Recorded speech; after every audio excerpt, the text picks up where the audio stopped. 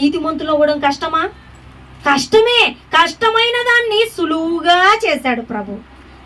ఒక్క మాట మాత్రం, దేవా క్షమించు అంటే నీతిమంతులం అయిపోతామంట. ఎన్ని ఉన్నా క్షమించేస్తాడంట. నిజమైన దేవుడు, క్షమించగలిగే దేవుడు. ఎవరినో కాదు మనం అడుగుతుండేది, క్షమించలేని దేవుడిని అడగట్లేదు, క్షమించగలిగిన దేవుడికి మనం అడుగుతుండేది.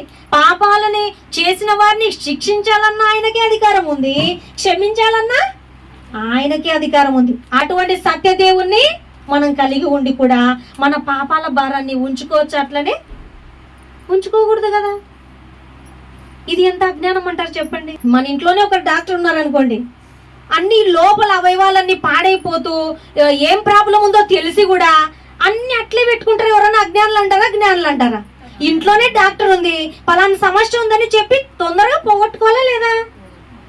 అట్లా లేమో ఉంటే ఉండనిలే డాక్టర్ అని మన లోపలే ఎన్ని అవయవాలు కుళ్ళిపోతున్నా, ఎంత బాగలేకున్నా, అరే మన ఇంట్లో డాక్టర్ ఉంది కదా ఉపయోగించుకుందాం, మందులు వాడదాం, ఆపరేషన్ చేయించుకొని పోగొట్టుకుందాం అనుకోమంట మనం.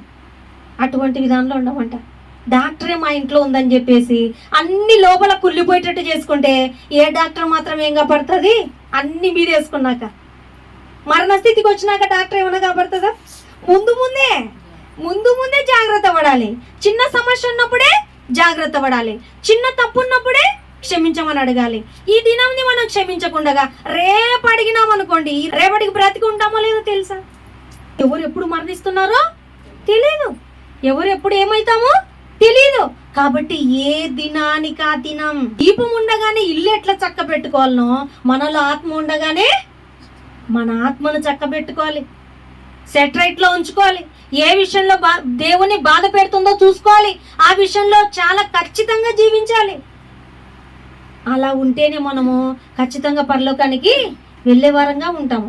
కాబట్టి గొప్ప గొప్ప భక్తులే భయపడుతున్నప్పుడు, అమ్మో నేను దేవుని సన్నిధిలో ఎలాగున్నానో. యోబు గారి గురించి ఎంత సాక్ష్యం ఇచ్చాడమ్మా దేవుడు. యథార్థవంతుడు, భయభక్తులు కలిగిన వాడు అన్నప్పటికీ ఆయన ఏమన్నా ఆ దేవుడు మెచ్చుకునేంత స్థితిలో ఉన్నాడులే అని ఊరికి ఉండలేదు. ఆయనకు తెలుసు దేవుడు మెచ్చుకున్నట్టు. ఆయన దృష్టికి ఆయన పర్ఫెక్ట్ గా ఉన్నాడని తెలుసు ఆయనకి. అయినప్పటికీ ఏమో నా పిల్లలు ఏ విషయంలో దారి తప్పుతున్నారు, ఏమో ఏ విషయంలో మేము లోపం కలిగి ఉన్నామో అని ప్రతి దినం బలులు అర్పించేవాడంట పాప క్షమాపణ నిమిత్తము. మరి మనము పర్ఫెక్ట్గా ఉన్నాము అనుకుంటున్నటువంటి వాళ్ళే అంత భయపడుతుంటే ఏ దాంట్లో పర్ఫెక్ట్ లేని మనం మాత్రం ధైర్యంగా ఉంటామంట.